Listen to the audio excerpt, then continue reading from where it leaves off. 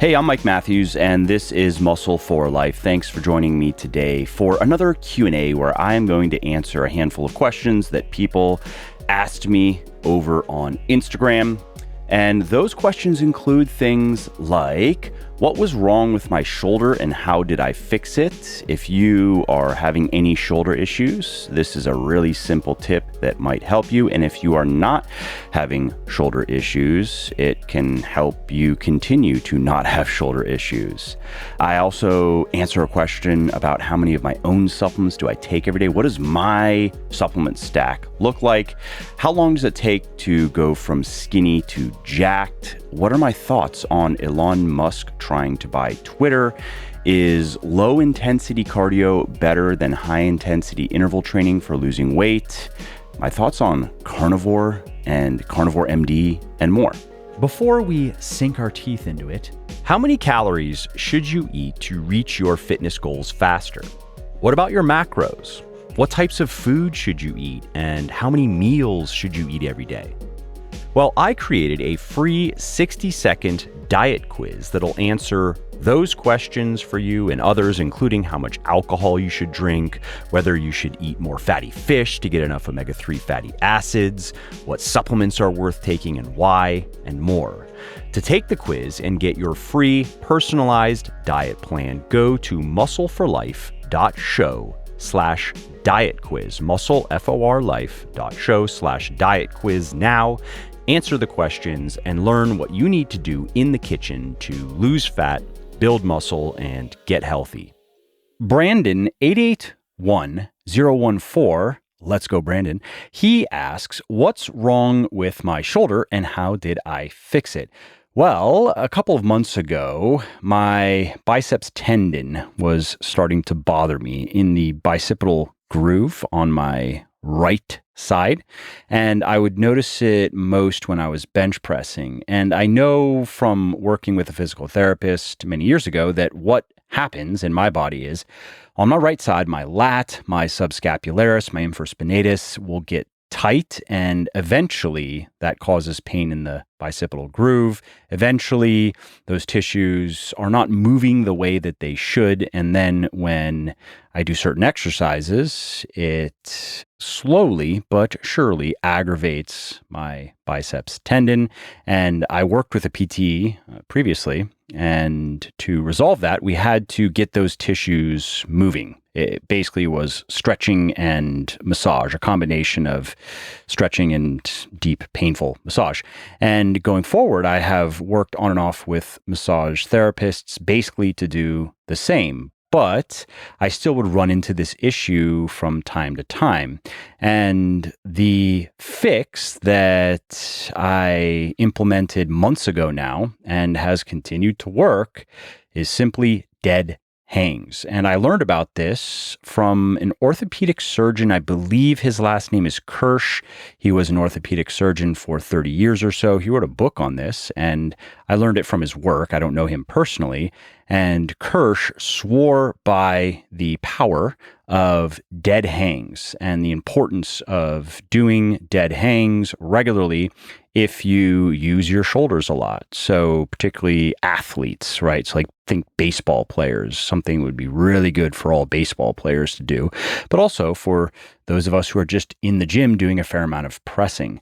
And so what I started to do was 4 sets of 30-second dead hangs. So just think of a pull-up grip. So palms facing away, that's important. You wouldn't want to do this palms facing you. Do it palms facing away. And I just would hang there and really feel that stretch in my lats. And I would feel it also in my subscapularis. And I would just do that 30 to 60 seconds. As my grip got a little bit stronger, I found that 45 to 60 seconds was pretty easy in the beginning, 30 to 45 seconds or so. And I would do that just in between weightlifting sets. So in between working sets of my workouts, I would just go hang for, whatever, 30 to 45 or 60 seconds, and then rest another minute or two and do my next working set in my workout. And I would do that 5 to 7 days per week. And within 3 weeks or so, I went from I would say when bench pressing, probably a 7 out of 10 pain in my bicipital groove area on my right side. So that's where I started. 3 weeks later, it was probably a 2 out of 10. So just a little bit uncomfortable. And that was months ago. And I've been training pretty heavy. Like today on my flat bench, I did 245 for 5. And I could have definitely gotten one more, probably not 2. That 5th rep was a little bit of a grinder. And I could have probably grinded through one more, but I don't think 2. And so for me, I weigh about 195 pounds. That's pretty heavy for me. I have been stronger in the past, but my strongest on flat bench was 295 for 3. I think I got 2 or 3, and I was probably 205. And that was also like 10 years ago. I was younger, sleeping better, and all around just a little bit stronger. And so my point though is that 245 for 5 felt good today. I felt a little bit of discomfort in my bicipital groove in that biceps tendon, but it wasn't even to the point of pain. It was just something that I noticed. And on some days, I don't notice it at all.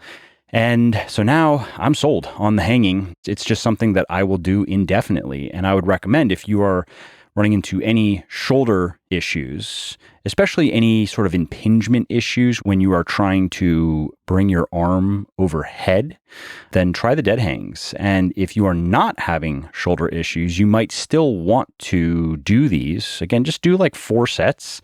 Do it in between your working sets and your workouts to keep your shoulders pain-free and functional.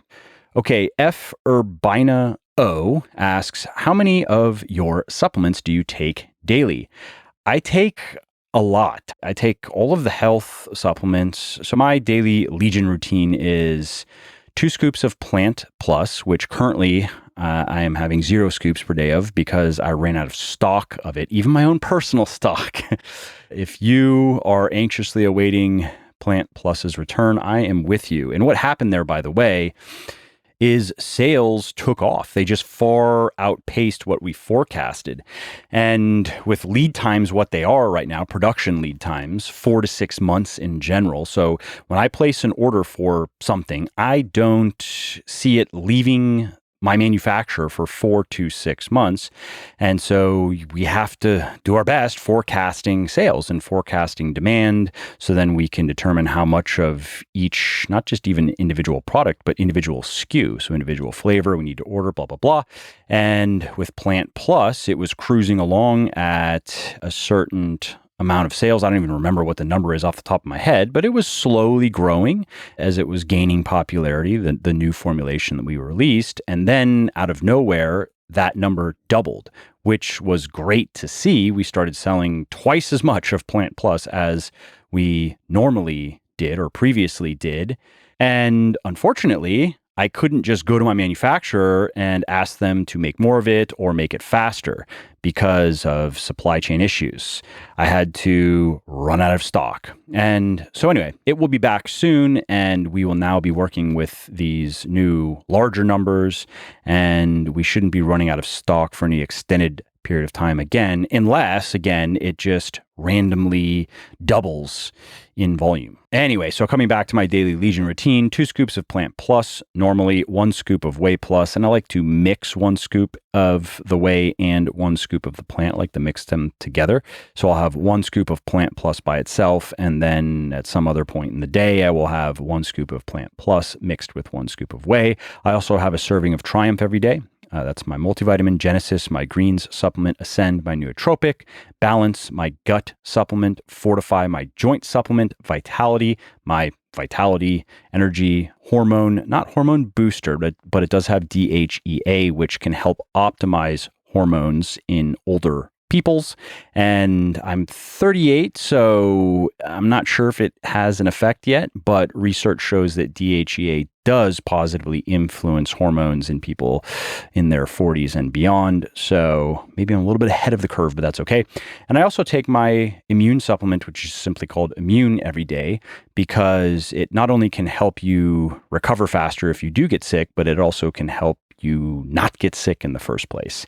And lastly, I have 2 servings of Triton every day because I do like to have a larger amount of omega-3s than is required simply to maintain sufficiency, to maintain basic health needs. If you take a bit more, you might notice that your joints hurt less, and this has been shown in research, and it also can help with post-workout recovery. Okay, hello, Johnny asks, how many years to go from skinny to jacked? Simple answer, fast answer to this one, 4 to 6 years. For most people, that's what it takes. Consistent, correct eating and training. Not perfect, but just consistent and mostly right most of the time. Jake Ryan asks, thoughts on Elon buying Twitter? So this question was asked before the lawsuits started flying, by the way. But my answer at the time, and still is, if it does happen, I think it's delicious. That means an African immigrant will own the largest salt mine in the world, and ditto heads everywhere will have to learn that while they can ignore reality, they can't ignore the consequences of ignoring reality. Jeff Palm asks, what is your favorite razor for shaving?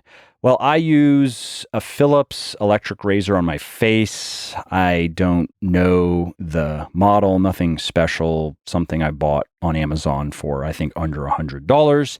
And then I use the Manscaped mower thing on my chest and my stomach and my tiddly bits, which isn't as clean as a razor, of course, but good enough. My wife doesn't complain, so that's enough for me. Linda Sepp asks, what would you say is the best way to keep motivation while on a weight loss journey?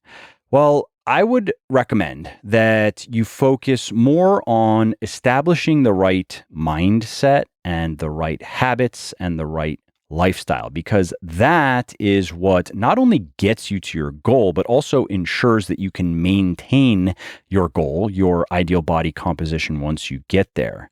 Because when you're finally done cutting, you are doing it right when you don't really need to make any major changes to your diet or your lifestyle. You simply eat a bit more of what you've been eating, or maybe you include 1 or 2 new things in your meal plan, new foods that you have wanted to eat, but just didn't quite fit your calories and macros. I also think it's especially important to approach weight loss that way when you have a lot of weight to lose, because while you will start seeing results immediately on the scale, it's going to be a bit until you really start to see big visual changes, which are very motivating, but are much less motivating if you know it is going to take many months to see your first big visual change. And so in the meantime, then, it is, I think, more effective, certainly more motivating to focus, this is more in the beginning, to focus again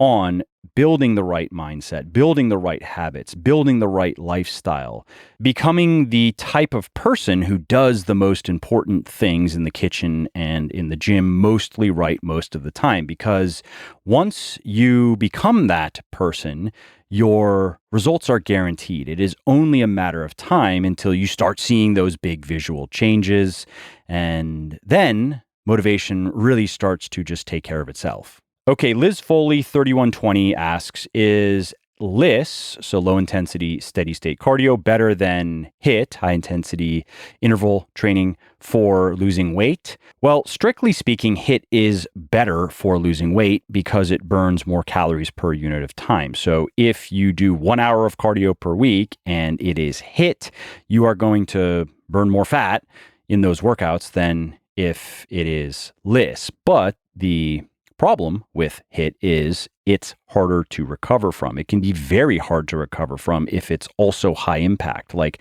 sprinting around. Maybe it's just running sprints outside on a hard surface, or playing a sport that involves sprinting around on a hard surface, like maybe tennis. And so my general recommendation for HIIT is to do something with little or no impact. Biking is great, swimming is great, and also limit yourself to no more than 1 hour of HIIT per week. You can do more cardio than that, but limit your HIIT to 1 hour per week. Luke M81 asks, thoughts on Carnivore MD?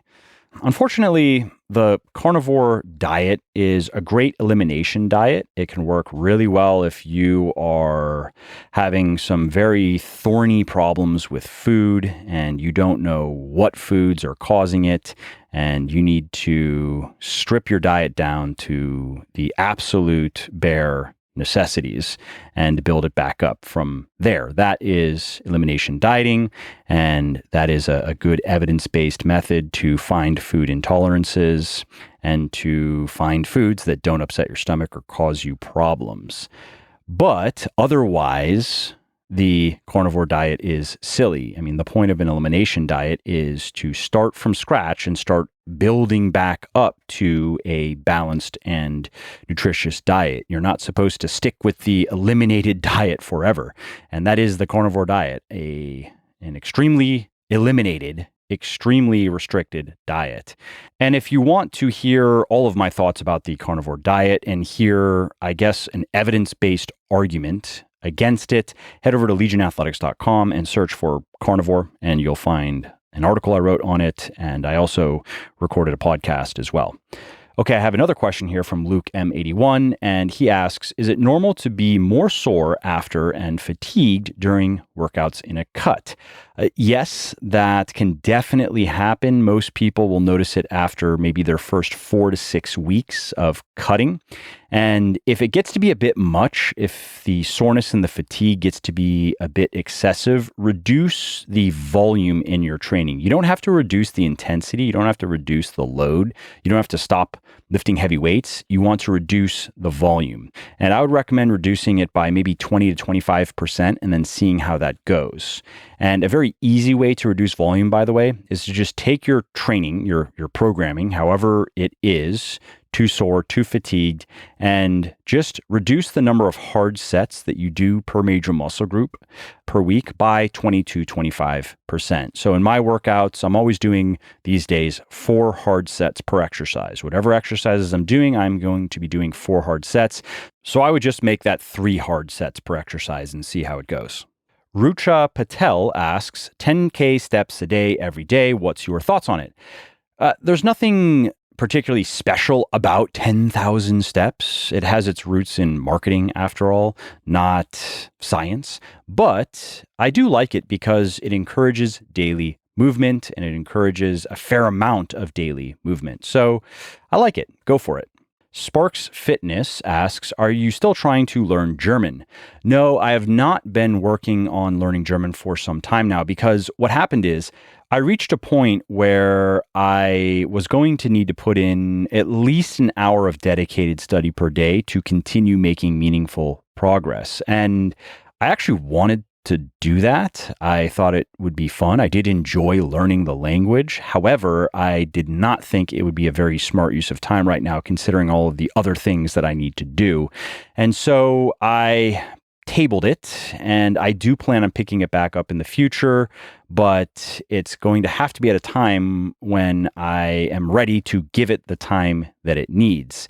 And I had to kind of do it for a bit to understand that. I got to a point where my vocabulary was coming along, 2,000 or 3,000 words probably, and I built that through flashcards, and that was very easy to work into my normal daily routine. I was doing them while I was resting in between sets at the gym, for example, and I also was able to learn a bit of the grammar of the language also through flashcards. And then I started to study a grammar textbook, and that was helping out. But again, that system was no longer robust enough for me to continue making noticeable progress. The JBS family asks, is chiropractic worth it for gym goers? How often? Well, it's not vital, but I personally do like to see a good chiropractor every few months or so. I would say on average, maybe every 4, 5, 6 months, because a good chiropractor will quickly identify a problem area without me guiding them, such as a hip or a shoulder. My neck right now could probably actually use an adjustment. It feels a little bit jacked up from weightlifting. And then after I get that adjustment, I will notice that the problem area or problem areas will immediately feel better, and they will remain better for some time after I get the adjustment. And so while I do understand there is controversy over the value of chiropractic treatment, there is evidence of efficacy. You can't say that the overwhelming weight of the evidence is that it is always worthless. That's not true. And I personally have experienced benefits from it. Okay, last question comes from the Real Sadkins, and they ask, does intermittent fasting reduce testosterone levels for active young men? No. Well, I hope you liked this episode. I hope you found it helpful. And if you did, subscribe to the show because it makes sure that you don't miss new episodes. And it also helps me because it increases the rankings of the show a little bit, which of course then makes it a little bit more easily found by other people who may like it just as much as you. And if you didn't like something about this episode or about the show in general, or if you have ideas or suggestions or just feedback to share, shoot me an email, mike@muscleforlife.com, muscleforlife.com, and let me know what I could do better, or just what your thoughts are about maybe what you'd like to see me do in the future. I read everything myself. I'm always looking for new ideas and constructive feedback. So thanks again for listening to this episode, and I hope to hear from you soon.